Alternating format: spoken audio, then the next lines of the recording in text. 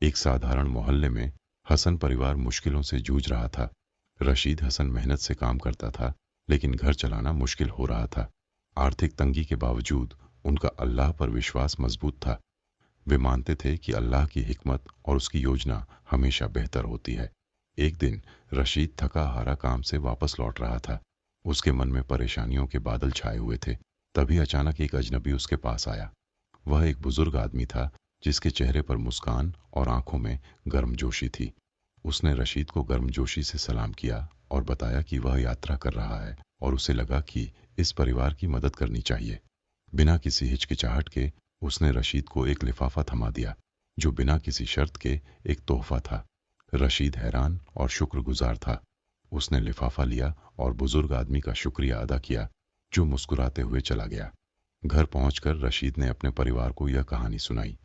लिफाफा खोलने पर उन्होंने देखा कि उसमें कई महीनों की जरूरतें पूरी करने के लिए काफी पैसे थे। उनकी आंखें शुक्र के आंसुओं से भर गईं। उन्होंने अल्लाह का शुक्रिया अदा किया, क्योंकि वे समझ गए थे कि अल्लाह की मदद अक्सर उन तरीकों से आती है जिनकी हम उम्मीद नहीं करते। इस घटना ने हसन परिवार को एक अहम सबक दिया। अल्लाह की हिकमत हमारी समझ से परे है और वह अपने बंदों को हर हाल में रिज़्क देता है। उस दिन के बाद उन्होंने और भी मजबूती से अल्लाह पर भरोसा किया, उसकी रहमत और हिदायत को हर कदम पर महसूस किया।